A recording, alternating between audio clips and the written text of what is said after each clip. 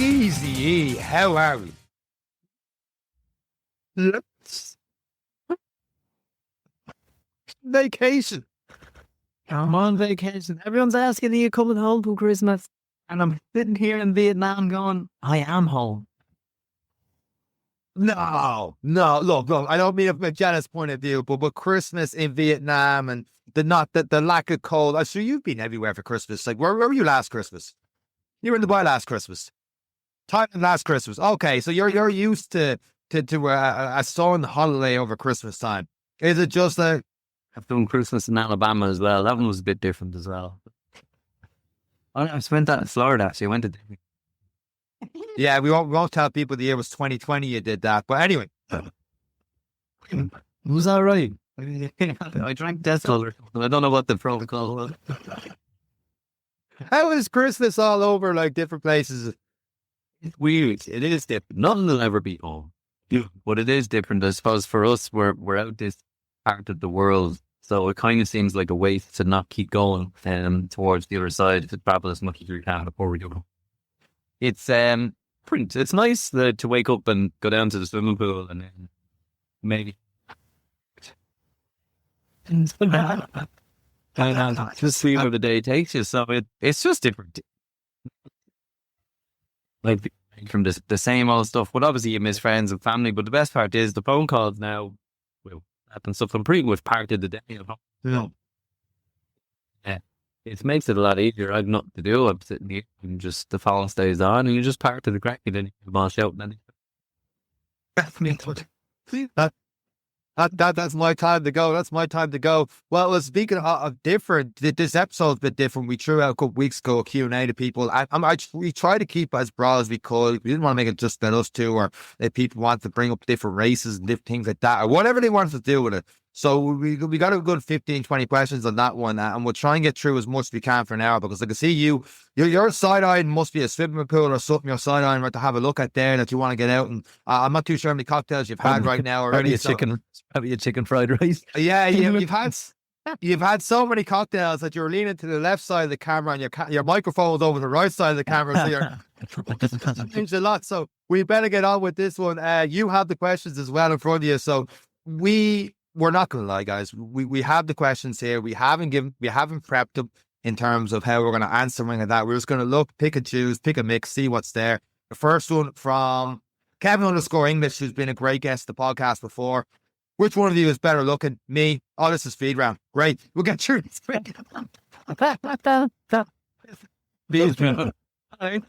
That's our answer. I concur. Kevin also asked another question. This is why we do a podcast, guys. None of us are good looking. Top 3 events you took part in 2024. They're actually, I know I said I didn't look through these, but I did have a quick look. I know someone else said something similar that wasn't allowed to pick Dublin Marathon than this one. Oh yeah, at Moon D88 said, what would you say is the 3 best races in Ireland, but can't include the Dublin Marathon as one of them? So obviously, Eric, you didn't race over in Ireland, so maybe this year because you've been abroad. So maybe you pick your 3 best races in Ireland, and then after that, then I might try and pick my 3 favorite events this year. 3 best. I suppose for the weekend that was in it, I think Cork is a really good marathon. I think in terms of being in a city and having access to all the resources that a city has, but the city being so small. But yeah, I think Cork Marathon is definitely one. If people aren't getting into Dublin, and a lot of people aren't, I think Cork Marathon is a really good one to set your sights on, to get you training from the new year. It gets you fit for the summer, beach bod ready. So I think Cork is very much underestimated. It's a great marathon. It's relatively, for such a hilly county, relatively flat marathon. Obviously, June temperatures can have an impact on that. But, that's also part of the day and part of experience. So, yeah, no, I think Cork is good. Lost Sheep Triathlon. I know. This is a few times. Yeah, I just think in terms of hardship, in terms of scenery, location, it is just beautiful. It is so hard. But when you're struggling, you just look over your shoulder and you're looking at some of the best scenery in the world. It's amazing. That was for me as well, my first and longest open water swim. So that it was a little bit special. It was the most climbing I've done in a middle distance. It was, and the run was so hard. I was so humbled. I hated every minute of it. But that will always, there's always some unfinished business with it. But there's just something magic about it. There really, really is. And I slept in a van the night before after filming. I finished an Ironman duty in Athlone, drove down, got there like 1 a.m., slept in the back of the van, up at 5, did the race, drove back to Athlone. So yeah, I'd like to do it in a sense where I could take a weekend down there. But yeah, it is a magical race. In terms of a half marathon, if this is more experience, I suppose, to name them, I don't know, Dingle half was lovely. Ozzy did the full that year and loved it, and it was a really challenging hill, and it's a really nice course. But the half marathon was excellent, and again a good bit of climbing and a good bit of things to see as you come around the peninsula. But it's absolutely fabulous. And when you finish at the half marathon point, there's a pub. It's absolutely brilliant. Brilliant. You finish at the half marathon. Yeah. You have, if you're quick enough, a beer or 2 or 3, some food, and then there's a bus. You drive the rest of the marathon route, so you don't have to run it, but you get to see it all. And you just get on the bus and away you go, and you beep the horn and laugh at everyone who's still doing the marathon, and you're 3 pints in, and then before you know it, you're back in Dingle. So in terms of a half marathon goal and then getting to see what the marathon's got to see, it's absolutely amazing. And then you're in Dingle. Great food, great fun. So yeah, they are 2 that or 3, I suppose, outside of Dublin that have stood out. Is probably the best one.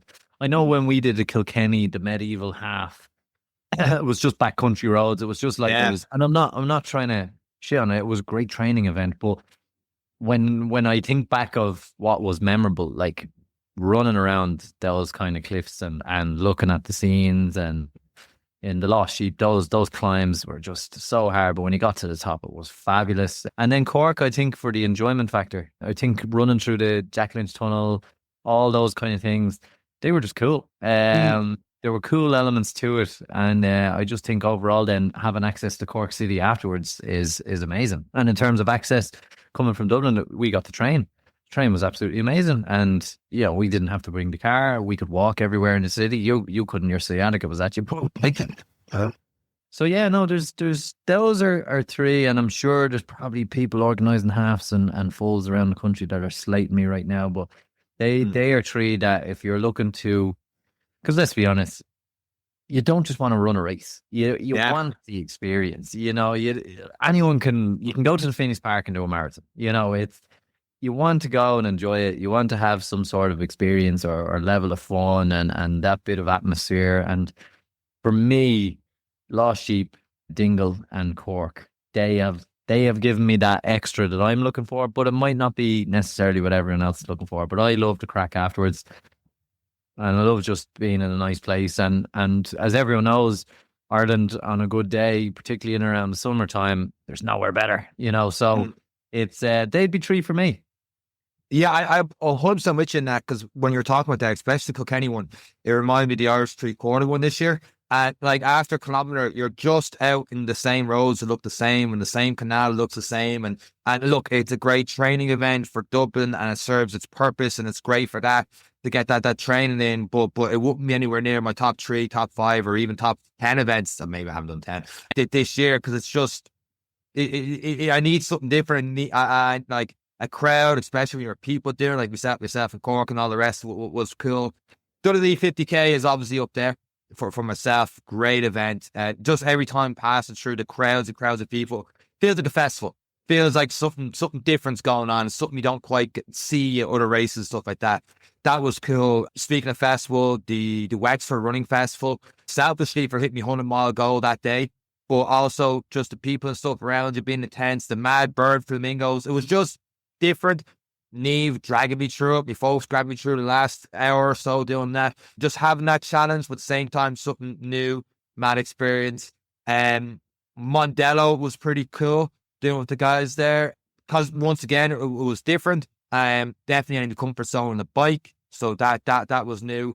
I enjoyed a lot of local races this year.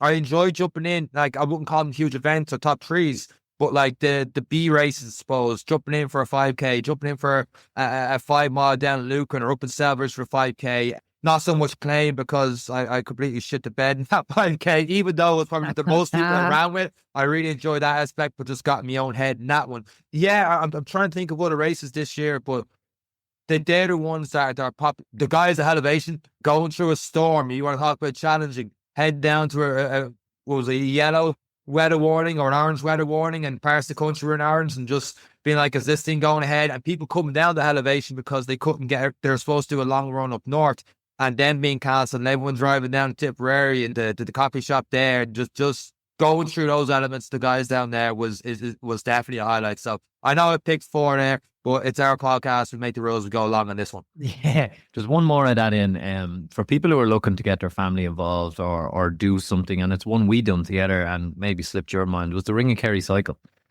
Yeah, that was a great event. Because as runners and as many coaches say, cross training can be part of it. And if cycling's part of your cross training for any long distance or endurance training, if you're maintaining some sort of cycle fitness, but it doesn't have to be huge.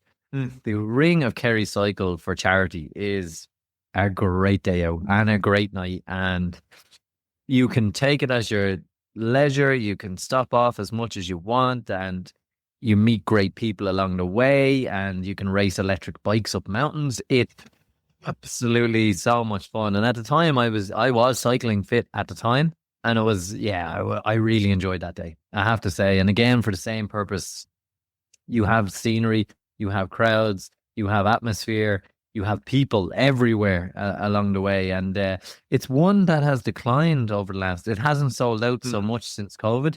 And I don't think that's justified. I think it's absolutely a magical event. And I think it's a fantastic opportunity for people who are maybe setting a fitness goal for themselves, or who running wouldn't necessarily be their thing, but they're looking to do something with you, or you want to get all members of the family involved in a day event that's challenging enough that's going to make you think about sitting down the next day, but not so bad that it's not attainable. And it's really, really enjoyable event that if we're looking outside of marathons, I just think it's definitely one you can do that gives you that other goal other than running all the time, and something to look forward to as well. I remember being nervous about it being 170k and knowing that, I've never been in Kerry before, knowing actually I was there once, sorry, that's a lie, but knowing the big hills and stuff going, I remember being nervous about that and whether I'd be able to do it or not. But it's the pure definition of, it's not the distance that kills, it's the speed, it's the pace. And if you take it at your own pace and you have a wide window, like you start, you don't have to get the starting line at 6. You want to get there at 7, 8, do. If you want to give yourself all day, get there at 6. Like, it's a rolling start. You start wherever you want, just go to the starting line, as opposed to a specific starting time, and just enjoy it and make a day of it if you want to go that way. That is one where a little bit of cycling experience, anyone can do that. Switching gears a little bit, this one at Matthew M902. This is mad to me, actually. How did you two become friends running? People think we know each other through running. People think we always were into running. I was stuck for a place to stay because I was on the old soccer scholarship, and I lived in Ratoath, and I was late back from a match, and Sean was in my engineering class, and I just said, I'm staying in yours. I'm staying in yours tonight. Is that all right? And Sean was like, eh. I tell you why I was like, because believe it or not, when Eric was like 18, 19, he was a loudmouth, lanky shit. Oh, accusations. I'll tell you why. I'm still a loudmouth. So when we started engineering, Eric, believe it or not, judging by the start of this podcast, was away. He was away in Australia for a couple of weeks before we started engineering. And yeah, that's right. Yeah. So when you came in, I didn't really know. Obviously, we didn't know each other that well. We didn't know anyone in the past that well. And I was, back in the days, I used to work on a bar, and I was running a charity event for breast cancer awareness, stuff like that. And I was getting my head shaved. So I was handing out sponsor cards, and everyone was all mad quiet, didn't want to say no, stuff like that. So the first person puts down a tenner, second person puts down a tenner. Unfortunately for me, the third person was Eric Lawless. And you were like, I'm not paying a tenner for him to get a haircut. For all I know, he's always bald. That was it. No. Yeah. So upset, and I got nothing. I was like, where did this lad come from? Because I didn't know, I didn't see you before the class, and then you just came into the class. You weren't there for the previous 3 weeks, and I'm like, everyone's all quiet and shy, and I consider myself that as well. Yet I was almost all over, and I was like, I'm not gonna like this guy, let alone do a podcast when I'm 15 years down the line. Don't make me out to be mean. I gave you a fiver. I set the tone the way it should have been. But that no pure. No, that story's not finished. You did shave your head. I You did. came in on the Monday and you looked better than you did before you cut your hair. So I asked for my money back. Yeah. You didn't care what you Raise money for good cause. I really want to shave my head. back. And he has never grown his hair since. That's not by choice, totally. But anyway, moving on. I've thrown this right back at you. At s.corey13. Any more? That was Ironmans? 2000. That was 2010. So that's 14. Yeah, that was a good while back. ago, yeah. Yeah. Any more Ironmans, Eric could ask?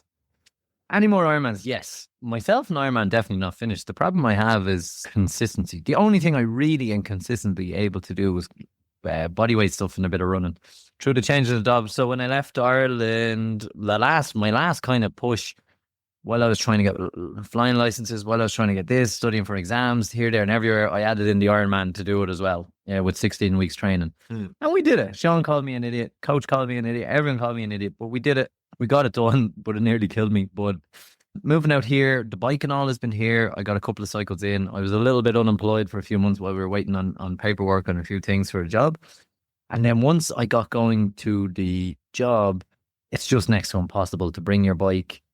Where I was living, there's no cycling, there's no this. You can't bring a turbo trainer as well as a bike, as well as all your gear to work for 6 weeks. And so it just became a little bit of a nightmare to try and organize around everything else. So for me, it's going to need a little bit more consistency, and I'm changing again. So the new year has Eric somewhere else. I'll be in Mozambique. My God, man, your passport is insane. Yeah, so I'll be doing 6 weeks in Mozambique and 6 weeks in Dubai. So the plan will be when I'm on my time off, I'm going to start building this year, building back into swimming and building back into cycling with no goals. And then when I return to Ireland, that's when the Ironman element is going to come back in. And where it is won't be at home. It'll be somewhere in Europe, and how it goes. There may be a half maybe done. We'll see what the calendar brings for me in the new year, but am I done with Ironman? Absolutely not. I think as much as I love a marathon, I loved that Ironman. I loved everything about it. So I think, I think there's another couple in me, but the difficulty is you can't take it on. And it's one thing, I did the training in 16 weeks and I got by, I survived, but it's frustrating to be that slow. It is, but it was the hand I dealt myself, and we accepted it and we enjoyed it. But for me, I want that sub 12 hour. I want 11 something, and the only way you do that is consistency in training and dedicating yourself. Like we've seen in the past few weeks with our Irish athletes in the World Championships, they're dedicating themselves to something. It's 3 disciplines. So, but I think once back at home in a routine, back involved in triathlon clubs, people pushing and dragging along, that's probably when I'll start taking on. But for now, it'll be the marathons for the next little while, and a little bit of cycling and running just to remember how to do them. And then, we're probably another year away from an Ironman, but when it happens, it's going to be great. You're building it right this time. You're getting that good base and giving yourself the best chance you can, which is class to see. It can be a bit like, I want to do this now, but by pulling back and building up right, it's going to make for such a better payoff at the end of it. I'm looking forward to see how you get on with that one. Throwing it back on myself then, something we both know well, at Rob_Dwyer. When's Sean going to come run with me so we can break this 5K 20 minutes? Rob, hopefully. Unless you've got an electric scooter, Rob, it's not going to happen. At least to a dog, I need to be dragged around the course. I am building towards that now again. I'm doing a lot more tempo runs.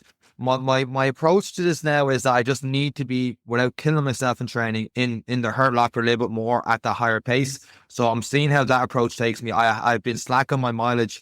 I need to build that up over the next week or two, and I'm going for it on the race January 1st in the new year in the Phoenix Park, which at the time after Klein seemed like a good idea to sign up for. And then I had High Rocks in the middle of it all, and going away to Christmas markets didn't help too much. But yeah, we'll see how it goes. I might have to take you up on that. But I genuinely think it does not count unless it's a race, because I have a 20:04 in the watch and I don't count it because the race that day I did a 20:18. That's just me. On that one, I felt like I was 20 seconds off seeing the finish line. And all of a sudden, I got to the finish line. The watch was like, 20:04. And it says like between 20:03, 20:04. So it says you did exactly a 4-minute kilometer pace, which is what you need to do a sub 20 if you do the maths. Or, well, exactly 20 if you do the maths. But yeah, I need that. I need to pass the finish line, seeing the clock saying 19 something for me to get that to count. It is bothering the hell out of me. I don't know right now if you told me 100-mile goal, or maybe because I just haven't done it, 100-mile goal or the 5K sub 20, which one would you take? There's part of me that goes, I feel like I should have this by now with the sub 25K over 100-mile goal. Yeah, that's just me on that one. Fucking thing annoyed me. To get there, just do it like remember that Miller ad where your man goes to the shop and he just keeps cycling downhill? You just need to find that hill. Keep rolling down it. Yeah, it'll happen. Or what'll happen is I'll come back and chase you around the Phoenix Park. That usually works. That's how we set your first 10K PB.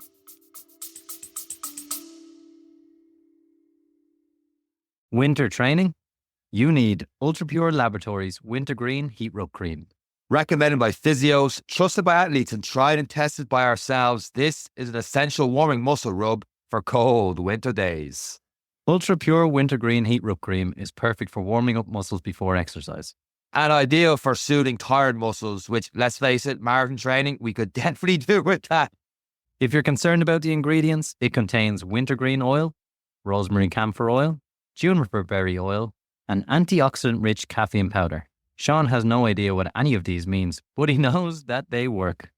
It keeps me warm too. Apply Ultra Pure Laboratories Wintergreen Heat Rub Cream liberally on problem areas such as the legs, arms, back, neck, and shoulders, and massage as well. Boy, rinse hands well with cool water after use. I have made that mistake. It is not fun. Guaranteed Irish and made in County Mayo, Ultra Pure Wintergreen Heat Rub Cream is available in pharmacies and health stores nationwide. Shop the Ultra Pure Muscle Recovery range in-store or online and find out more at ultrapurelabs.ie. By listening to this advert, you are supporting Irish podcasts and Irish businesses. Let's get back to the podcast. Yeah, that actually is right. Yeah, you chased me around the park and I was like, Jesus, he's on my ass. And never thought at the time, I was like, he better not catch me. Yeah, I just the mental approach. I just need to change it. And we're getting there. I enjoyed about High Rocks was that when I got to the starting line, they was all mad, nervous, full of energy. Like I was laughing in that tunnel. I was like, this is actually all right. You know, like those Hell's Bells playing. I knew the setup was going to kick into the whole John Cena music to get started. And I was just like, this is cool. This is grand. Yeah. I need that approach to a 5K race. So I'm like, right, whatever happens here, let's head out 4:10, 4 minutes, and just enjoy racing. And that's what I really loved from a couple weeks ago doing that, was just enjoying it rather than when I took plane. Oh man, I got to my own head so much. It was just like, I have to do this, and just making it too much of a all or nothing whether I get it or not. Look, I really want this on January 1st, but I think I'm going to have a different approach of, look, just cop onto yourself, Sean. It doesn't make a difference really if you get there or not. If you don't get it this time, you will get it, but just go out, enjoy it. It's a great start of the year, good buzz. I know a few people I'm doing it with, have the crack with them, have the crack afterwards, and just good start to 2025 is what I'm really looking for out of that race. Yeah. Moving on. Doodle-doo. More of a training one, I suppose. What's your favorite run of the week and the one you dread the most? Well, it used to be intervals I used to dread the most, but I've actually Same. found I'm preferring them days more. One, because they're shorter. I suppose when you start becoming limited on time, the long run starts to become not the dreaded one, because after about 5 or 6K for me, it's a peace I get in my brain. It's just amazing. It's the only way I can describe it. It's like the noise just stops. And then you do your 10 miles, you do your 20K, and then you're just hungry and you just want to chill out. You're not angry. You're not anything. It's just zen afterwards. It's the best way to describe it. The first 5, 6K, it's like there's a heavy metal concert going on in the head. After that, no. So if we were to go back a couple of years, I would have said intervals. Jesus, no. Hated them. Right. And the long run, always my favorite. I'd rather run longer than do the intervals. But now, I suppose, maybe it's because of the podcast, I see the benefits of the interval. The want to run faster again is back, and I just see the benefits of doing it right, and do I dislike anything? Do you know what's probably a big difference to me? The weather. Not having to go, oh no, it's raining, or oh no, it's freezing. That has made a huge difference. So I used to dread the long run if it was raining, or if it was this, or if it was that, and it's just something I haven't really had to consider out here. Okay, heat is something I've had to consider, but the for treadmills and stuff, like it's definitely doable. So yeah, I don't think I hate one. Oh, it's always them other random sessions. It's the intervals, it's the long run, and then those random ones you just do in the middle. I never dread them. I'm just like, okay, we'll get that done Tuesday. We'll get that done Thursday. That's a nice session. So, well, yeah, long intervals. That's a heavy session. Yeah, probably the same with that one, actually. I don't think I love after 2-3K doing a long run. Long intervals, probably. Yeah, I'm not great at them. Yeah, if you start doing, if I was to say worst kind, if you start doing 2K intervals. Oh God! Yeah, then we're like, once you get over the 1K intervals are horrible. When you get up to 2K intervals 3 times, that's not a good day. That's what what there's intervals. I love Rachel's intervals, the Mona Fartlek thing, because it keeps going down. It's like 90 seconds on twice, 60 seconds on 4 times, because you can see it like halfway through 6 seconds. Actually halfway through the workout, the short one, but you get that intense burst, and then you're constantly on the clock thinking about the next one. And sometimes when I do like 400 meters for 2 minutes, 400 meters by 8 or by 10, whatever it is, a 2-minute rest, there's a lot of thinking. I'm like, oh my God. And when you get halfway through, the second half's going to suck. But with that other ones, it's like, you're straight. You haven't got time to really think. You're like, straight back at it. And next thing you know, you're done. They're a really good session. Like the 2 by 90 seconds, 4 by a minute, 4 by 30, 4 by 15. And it's, your confidence, I find it's really confidence building. Yeah. Because you're running at a 3:25 or a 3 minute for the 15 seconds. You're like, I'm an animal. I'm going to the Olympics. I'm so fast. Beep. Oh yeah. Watch stop just before I got tired. Beautiful. And so it is really good for the confidence, getting that leg turnover. And it's an enjoyable one. Yeah. But any kind of long ones where you get into your own head, they're nasty. Absolutely. I kind of answered half this myself already. At Urban Sport David McAllister was on the podcast earlier this year. If Santa could bring you one of these, what would you choose? For Sean, PB at High Rocks or sub 20 minute 5K? Sub 20 minute 5K, absolutely. For Eric, PB at Barcelona, or Sean does sub 25K, so you don't have to listen to him. Happy Christmas, looking forward to listening every week. That's an interesting one. Would I like you to achieve your goal? No. At the expense of you doing a PB in Barcelona? No, I think I give you a lot of abuse, but people don't give me credit for how much I secretly like you. I think I'd rather see you do I'd rather do a 4-hour 4:15 in Barcelona and you do a 19-minute 5K. Yeah, thank you. Let's try that. Yeah, I feel bad for how I handled the first half. This Christmas episode. Now, thank you very much for that. Don't feel bad. I abuse you every episode 10 times. It's all right. You got one win. No, I think I would. Yeah, no, I think there's more victory in you getting a sub 20 than me getting a PB in a marathon, I think. Moving on. At Derek at Derek. People were hoping I was going to be Grinch at Christmas. I think so. Yeah, I think they were. Yeah. They're expecting that. Like, good feeling there. Take us down a notch or two. And Speaking of presents, yours is in the post. Yeah. I thought that was my present. You being nice to me in this episode for a couple of minutes. That's about it. The next one's gonna arrive. It's just gonna be a picture of a middle finger when you open it. Oh, at Derek A. Hennessy. When you think about 2024, what is the 3 bits of advice that stand out from the episodes you have done? That is one I need a lot of thinking. That's really tough. Oh no, there's so many nuggets. I suppose. You know what one of them is, and you touched there 2 weeks ago on the podcast. It's like sometimes I think I'm so busy that I can't be training and stuff like that. And then you have like the Caroline episodes, and you talk about Rachel Smith and stuff like that, and they fit everything in somehow and get the miles in. And those are at a higher level, getting the 2 a days and stuff like that. And it's like more so that motivation, that push to be like, right, you need to prioritize it more rather than saying you haven't enough time to do something. There's been like a lot of guests to the podcast where I'm like, oh, yeah, no, they're finding ways to get this done. I think it'd be wrong to single out anyone, because everyone who comes onto this shares a story. Everyone has a different background and everyone's fighting their own fight. What I think I'd take from it is what they all share. One, they're all very humble. And I think that there's something in that when you get rid of all the other crap out of your life and you just focus on a sport and your family and being better at it. A lot of them all share the common theme of, I wanted this for me. It wasn't necessarily what my friends wanted or what people around me wanted. And I just had to let go of that dead wood. Now I'm paraphrasing here, but essentially, surround yourself with the people you want to be and be that person. And that's something that a lot of them were doing. Another common theme, probably trust in coaches, get a coach.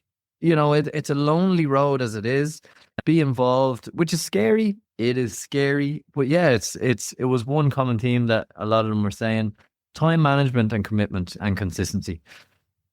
All of them. The common theme among the youngest to the oldest, from the most enduring to the others, was all just about consistency, time management, getting it done. Like, we wouldn't guess it was a deep sea diver and had to train, 40 meters below sea level. Yeah. To maintain the fit. Yeah. And there's me sitting on the couch going, it's raining. Do we keep making the excuses? Do we take accountability for ourselves? Do we get a coach to take accountability for us? And then there's other elements of what's driving us, what's making us run this marathon. Is it for me? Is it for someone else? Is it to be a better person? Is it to prove something to myself? So it's kind of taking all of that and channeling in. Like Caroline, again, another example. She's just had a baby and she's like, I'd love to go do a PB in Dublin. It's like, oh my God, and who are we to complain? Evan talking about cystic fibrosis and how he's come through it. And he's like, I'm wondering, what am I going to have for dinner tonight? He's thinking, what do I have to do to maintain my best physical health? What conditions do I have to be in? I'm raising it. Like, there was so much magic, so much insight into everyone's lives. It was absolutely amazing, from injuries to recovery to consistency. So to say that one or two stood out, I know I've mentioned a couple of names as example, but I think every single person, it was the common theme amongst them all. We're all very different, but the common theme amongst most of our guests are those things and those secret ingredients. And that's the magic, that's the cooking list, that's the recipe. And I'm trying my best to learn that and maintain that, but it's difficult, and I'm not where they are yet, even though I front row seats. We run a podcast. We're nominated for awards that you're all going to vote for us on. But it is that common theme. So I think it'd be harsh to single them out. We've had some phenomenal athletes and talking about their journeys, and we felt like we ran every step with them. So yeah, it's very difficult to take what's the best advice. Even on nutrition, some great episodes on nutrition that have kind of quashed probably what a lot of people take as status quo, and they're real eye-opening episodes that just make you take stock. What am I actually doing now? Like, should I be listening to the Instagrammers? Should I be listening to this? Do I need to be careful? So there's a lot there for people. And then more importantly, in every community, there is so many people doing great things. And that was one thing common through the whole year. We were in every corner of the country in local running groups, seeing young athletes improving, seeing triathletes come along, people setting PBs, people crossing Alaska. You know, like it's amazing to see what people in communities are doing. And we're not talking about the Olympians, and it was an Olympic year, it was a great year, but for us, it was seeing people that we could touch, talk to, text, you know. We didn't have to be starstruck. It was just like, oh my God, you're that person that does this amazing thing, you know. So it's phenomenal in that sense. And I think that's what we should take pride in, that these are regular people doing extraordinary things. And that's what this podcast is about. So I couldn't take one piece, but common themes. Yeah. Yeah. The only other thing I touch on there is that it was interesting. There's a post that went up on the podcast page a couple weeks ago about doing solo runs or running with people and stuff like that. And it was very balanced in terms of how many did solo, how many did runs with groups and stuff. And most of my runs are solo, and I would have answered solo as well. But there is something to be said about maybe, if not definitely running with others, but having, I know it's a cliche thing, your running tribe, I suppose, where if you do the long run with other people, we've seen happen at the Phoenix Park, or if you're meeting up with people on race days. And that's something I try to do more this year, is that when I'm doing a race, trying to get other people to run with, either before or after, whatever it is, and try and get more people involved. Like my ultra runs, as great as it was doing them, having Neve help me out with the food and all the rest, doing that by myself, it would have been an absolute slog and nowhere near as fun.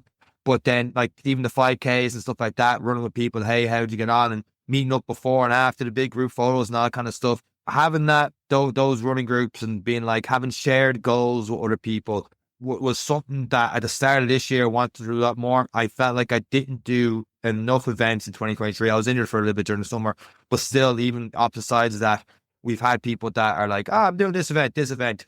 And now have your A races, the B races, I still think is an important thing, where you're leading towards a race that you really want to do well in. And maybe, like, for example, the obvious one is a Dublin series, where you might do, a few of you are doing a 10 mile together, the half bar, the Phoenix Park. But the main goal is to really give it all for Dublin Marathon. I like that approach, but have your other races in there. Don't be just like, Dublin Marathon, I'm going to do nothing for 4 or 5 months and just, well, maybe for some people they can, but just go into your own solace and stuff, build towards it. Maybe some people take something out of that. But I like the whole get away from the lone wolf thing and just enjoying running with people, and whatever happens today, happens today. It's that journey to it.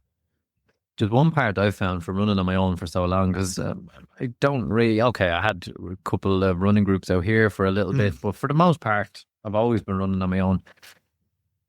Maybe it's an Irish thing. I don't know. People can maybe comment and tell us what it is. But Sean has been doing really well. I'm only getting back into running. And Sean says, come on, running with me. And I'm like, oh no, you run really fast. And oh my God, my heart rate will be in the 190, blah, blah, blah, blah. And all of a sudden, I hate running. Yeah. Oh, I hate Sean. I hate running. I'm not running with you. And I don't know what that is. And I think what's changed a lot in my psyche is no problem. I'll go running with you. I'll guarantee you 3K. And after that, I'll see you at home. Yeah. And that is a good way for people. And it's one that's helped me to get over that nervousness of running with people. And what you will find is after that 3K, 4K, you'll probably do 5 or 6 quicker than you thought, or more than you thought, or, it's getting into that iron sharpening iron. For example, we spoke about intervals. If you do intervals on your own, very easy after 5 to go, done, cooked. But there's 2 of you there and one goes again, you're like, fucker.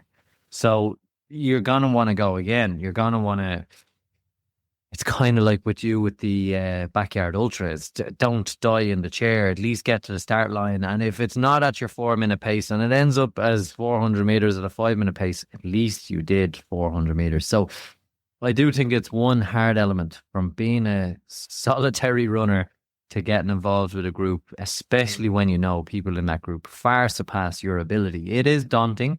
Yes, but you have to remember that if you can just hold on to someone's coattails for 500 more meters, the next week it'll be a kilometer, the next week it'll be 1.5, and before you know it, you've upgraded. You brought yourself to a new level. So, and for those who are good runners, what I have found I've had to do when I was in peaker fitness is that, listen, I am going to be running at a 7-minute kilometer. And they're like, oh, well, I can run at a 6-minute. And then all of a sudden they're comfortable.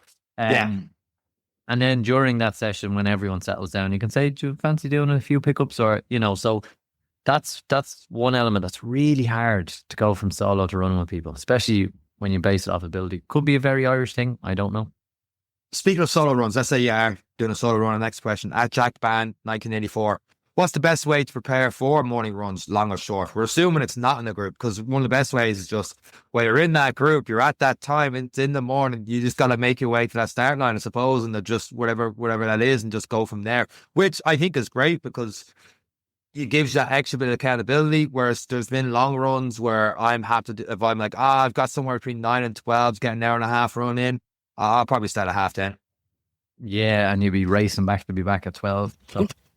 Yeah, I think for us anyway, there's the carrot and the stick, and myself and you, we just always go for the stick. It's just we don't even like carrots. It's just not there.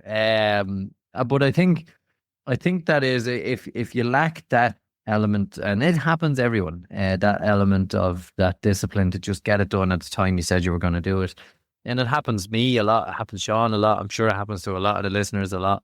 But it never gets better. That's one thing. I'll just wait 30 minutes. And then you're under more pressure. And then you wait another 30 minutes. And now all of a sudden, I haven't got enough time. I won't do it today.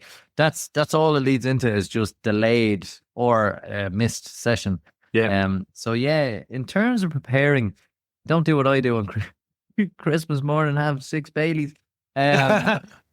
I wouldn't recommend that. Get your run in before the Baileys. And yeah, no, it's in terms of preparation as well. It's like anything. Having your stuff done the night before, the bag packed, the shoes done. Like there's a book called Atomic Habits, and I don't know, many people have probably read it. It has grown in its popularity since me and you read it about 5 years ago, maybe, Sean. Yeah, but I had the Audacity version. Not the Audacity. That's the listening one. The listening one, Audible version, the picture book. Yeah, I'd pop ups each day whilst doing it as well. Yeah. So for those of us who can read, there's a good book called Atomic Habits.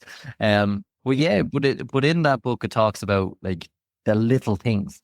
So particularly now at Christmas, now I'm in Vietnam, so it's very different for me. I'm literally eating chicken and rice 4 times a day, so it's fantastic. But when you're surrounded with the chocolates, when you're surrounded with this, when you're surrounded with that carries into January, and then before you know it, we're looking at Easter eggs. You're constantly surrounded by temptation, and like little things of preparing your gear the night before, preparing snacks, and what that means is like, so if you like chicken pieces, and but you also have chocolate in your fridge, if you prepare chicken pieces that'll last 3-4 days in the fridge, so when you open the fridge, the closest thing to your hand is, probably a bad example, chicken pieces or fruit or whatever, you've built an atomic habit, that the ease, because your body just wants ease, you're building that in. And I suppose preparation, no matter what you do, for a run, for a diet, for a training plan, for going on holidays, everything is preparation. And the later you leave that, the more likelihood you have of something going wrong. And when you have your shoes and your gear and everything laid out, you remove resistance to getting things done. And that's basically what habits are. It's, can you remove the resistance? Is it the sweets? Remove them. I have to. It's like cocaine to a drug addict. Sweets. Can't have them in the house.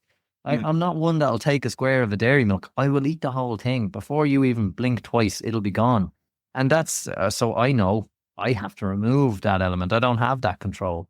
So yeah, it's preparation the night before, knowing your route. Like knowing your route for a run can be very off-putting. If you arrive in a place and you're like, I need to do a 5K, but I don't really know where I am. That can be so off-putting. So like, even what route am I going to do? At what point in my route am I going to do 1 kilometer faster or slower, or, and for example, you do your 1 kilometer faster and there's traffic lights in the middle of that. It can really just upset things. So I know we're kind of divulging, but it's just all the different things I've dealt with over the last, I don't know how many years, that I keep making the same mistakes. But every year we're reducing some of them. We're learning eventually. But yeah, there's just little things like that. So even for this trip for Vietnam, we're training for Barcelona. the cheaper option was to go stay in hostels and this. I've stayed in places and I've made sure they've 2 treadmills for me and Katie so that we can do our runs. So that was a decision we made to stay on track with our plan and removing the resistance. We don't have to think about it. We go to the treadmill, we get it done, then we get on with the rest of our day. So it's little things like that, and preparation, even food, what you're going to eat the next morning. So if you go to the fridge and you go for your run, there's no eggs, or I always have eggs. You just have to think about it a little bit more. Treat yourself like an athlete, I suppose. There's a couple things there. That accountability factor as well, because you've got a training plan, you got a set training plan through Brandon, that if you hit this, otherwise he's gone beyond you and be like, hey, hang on a second, you said you're supposed to do this in the morning. If I'm running myself, I haven't got a plan, I'm like, if I don't run, it's on me. I heard this mad thing in the podcast. It's like you're more likely to get your dog to go through a whole prescription cycle of whatever it is to get back healthy again than you are for yourself. Because you're like, 6th day, I don't care too much. But when the onus on someone else, and sometimes that onus is for someone else, like if I don't get this training plan, I'm not letting myself down only, I'm letting someone else down who went through the time to put in that training plan for me, and I'm not doing it. So like the last couple of weeks doing high rocks, Roisin had me send me out training plans and stuff just to get me to the starting line because it was an awful way for her. And I knew if I didn't do it, she's after putting in the work to give me these training plans, get me through a training week. And all of a sudden, I'd be like, I don't care that she went through that effort. I'm not doing it. It's like, I'm not like, so I'm sitting there in the gym going, I've got this hour and I better do something here because they've put in the effort to get me to this point to get a training plan in. It's the same with runs and stuff. And the other thing that helped me was I don't do it anymore. I don't know why. Where I struggled, I used to have the massage gun out. You can argue whether it's good, not good for you, all the rest. But I knew when I started using that massage gun, it was the building that habit, adding something in that went massage gun, the gear on that was already ready for me to the runners. The next thing I know, I have the headphones on and I'm out the door on the run. I know what I'm doing. So it was just building that little step by step rather than just sitting at the table going, oh, what am I supposed to do now? Where are the runners? What room are they in? Oh, yeah. I'll do this a second. What's on Instagram? And they're just getting knocked out of the zone. Do you know what I mean? Yeah, it is that. And that's for any run, just preparation. Prepare. Everything. For me, the added pressure is the 40 people who are going to Barcelona to do the marathon are all watching my Strava, so I better fucking do it. But yeah, that's it. So there's no rest over Christmas. Last couple of questions, because I know you're dying to get back to the swimming pool. There's a two-parter here from @Steve Manning. You have to spread it out, Sean. It's Christmas. You can't have all this fun in one day, you have to that treadmill, there's got to be fun for you later with the babies, huh? How are we optimizing for strength training and accommodating 5 runs and a rest day? 2 a day, 7 sessions over 7 days. Can't get a straight answer. I know this guy's a powerlifter. Short answer is I always find I get weaker when I do marathon training. Like I hopped on a bench recently and I struggled to do 80 for 5, and there's videos of me online doing 100 for 5. I do think there's a balance in that too where something goes, but what has helped, and I find when they're 10Ks or half, what has helped, and this is going to be a little bit controversial on the podcast, is reverse order training. So you would do the smaller muscle groups first to prime yourself up, and then you would do the big bench press at the end. So you might do like rolling tricep extensions, and you might superset them with bent over flies or something like that for back. You might do another kind of thing for push-ups and stuff, and then you would do your bench at the end. While you're not as heavy doing it, you're also not as fried. So if you lift heavy, it takes longer to recover, but if you're forced to not lift as heavy, you can recover a little bit quicker and match them with your easy runs that day. Now you might have one day where you go really hard in the gym, and then with that, then you might just do an easy run or no run at all. But what I've learned from a lot of running coaches, it seems to be to get better at running, you need your long run, and you could argue 1 to 2 sessions. Now, if I think you're doing hard training sessions 3-4 times in the gym, I'd probably only leave it at 1 training session, especially if 2 of them are going to be heavy in the legs.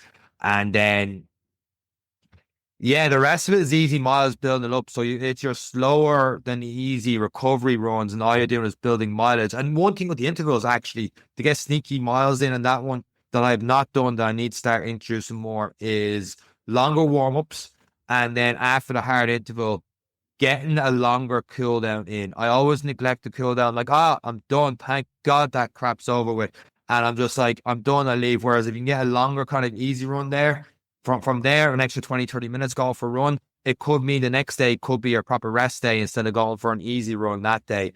and build it from there. But it is something that's hard to get out of people, getting their exact strength training days and running days, and getting a 7-day in.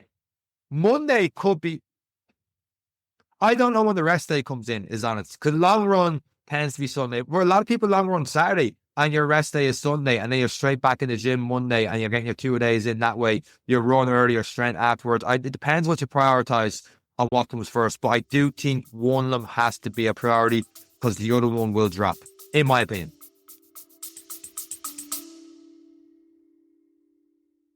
Looking to recover faster, train harder, and perform better? And then what? Perform Nutrition is one of Ireland's leading sports nutrition brands with a number of great tasting protein powders, a range of vitamins, as well as other supplements such as creatine.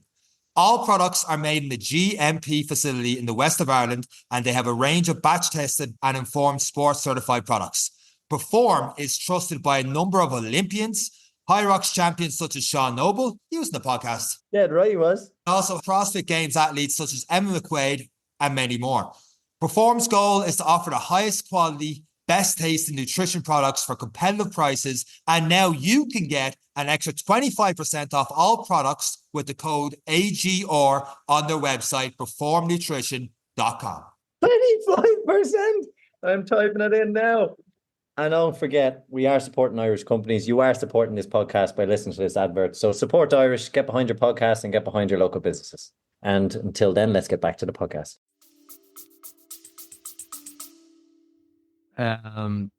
Yeah, it's I'm not qualified. We're gonna start with that.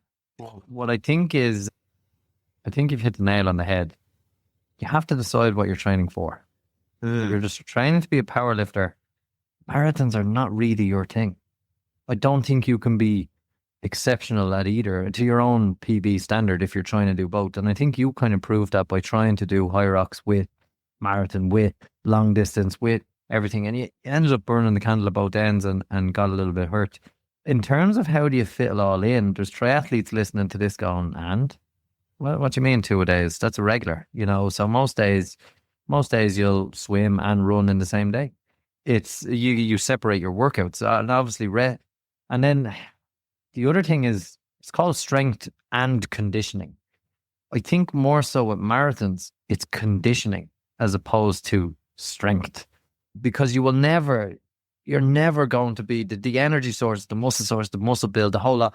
You are never going to be at your strongest when you are going into calorie deficits or you're depleting lean muscle when you're running 42 kilometers or you're running 30 kilometers. Like once sugar is gone, the next thing that's going is muscle before fat. That's you're not going to be the strongest you've ever been while trying to do a marathon. So in terms of schedule, you need to kind of look at, if you're going on a lifting day, maybe add that with your recovery run. Do your lifting in the morning early. Give yourself 12 hours, then go for your recovery run. So give the body ample time to try and get the benefits between both. But again, I'm not qualified, but from just watching people and being one of those idiots and trying and testing the body, I get really lean when I run. When I run shorter, I lift strong and I lift heavy. So and then food, like nutrition is probably one of the most important parts of that as well as sleep, So, you're training twice a day, sleep is most important. So you have to stop going on Instagram. You have to stop going out drinking. You have to stop. You can't be performing like a professional.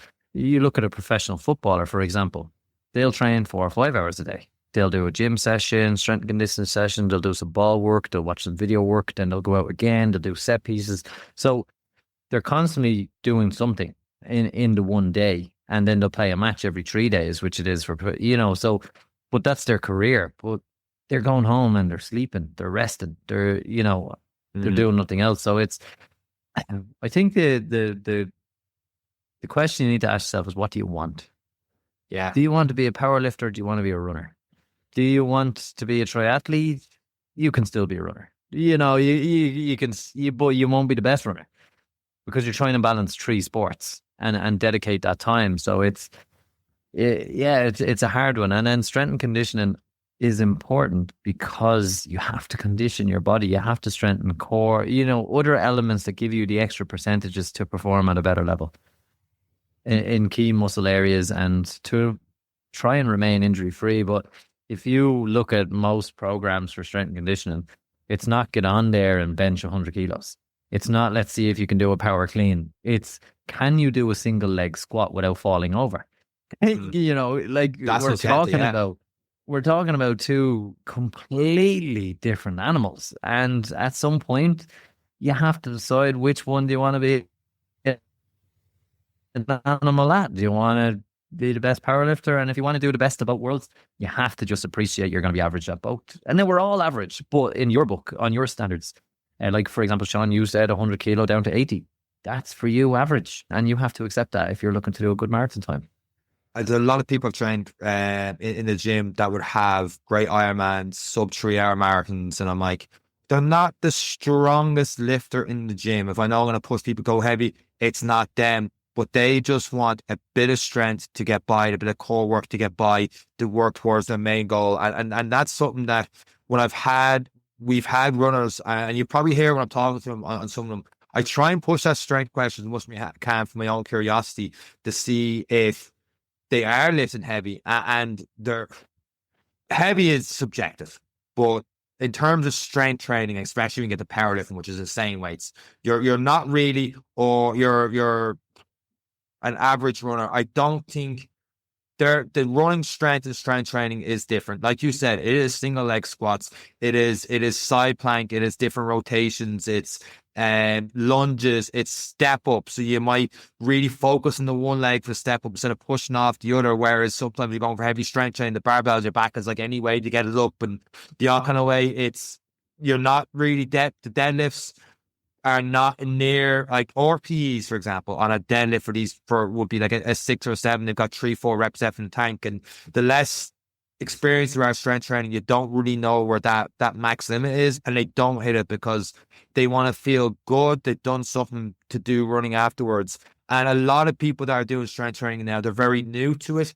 That are experienced runners that are doing a bit. So their gains come quickly. They don't need to be lifting mad heavy stuff because they adapt very quickly to it because it's something new. It's a new stimulus. Any new training program you do that's different, you will benefit in the first couple of weeks. Now, whether it's a good or bad program comes in afterwards in terms of injuries and stuff like that, but they adapt to it quickly. Whereas you're a powerlifter and you're going to running, to try and keep that level up and that hard RPE level up is so much harder. And then going to running, which is new. And to put it the other way, your running gains will come quicker because it's new. If you do it right, you go from not being able to run at all to all of a sudden you're doing a 5K pretty quickly, a 10K pretty quickly.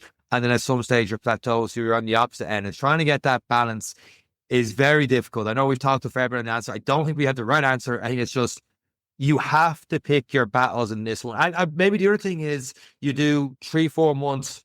That's your powerlifting. Your all season is, because I did that before where I got a bit of size on me. It was after the marathon one year. I was like, these 2-3 months, I am dedicated to the gym. I was very happy with the size, and it's trying to maintain so I don't have to work as hard in the gym to maintain that, but I'm not getting stronger or bigger or anything like that.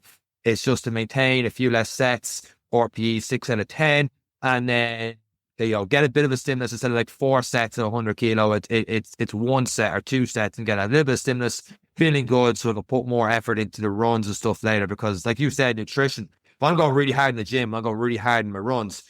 You only need like 3,000-4,000 calories and stuff. And that's something I've learned a lot this year is I need to eat more. Yeah, it's definitely one, and it's hard when you've come from maybe a background of diets, 6 weeks of don't do anything, and it's like when people actually start eating the right amount, they find it so hard to eat all the food, and that's one of the things when you start looking at the values. I know I gave you a fright on one of your 4x4x48s, and I gave you the food that was going to still keep you in a calorie deficit, but reduce it for what you were going to burn every 4 hours for 48 hours. And you were like, what? That was food, yeah. How am I going to eat all this? And then you had Evan Lynch, fucking so high up as one of the best dietitians in the country.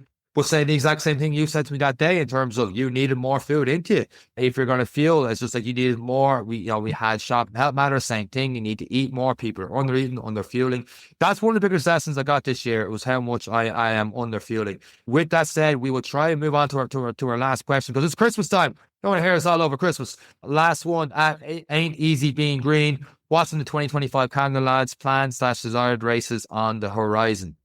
I think you've kind of advanced that one already, Eric, for your end. Just kind of build yourself back up. Barcelona's on the horizon, and then Dublin. I don't think I'll be doing Dublin next year, unfortunately. But it's I think for me, I just kind of have to take it as it comes. I don't know after doing any races in Mozambique.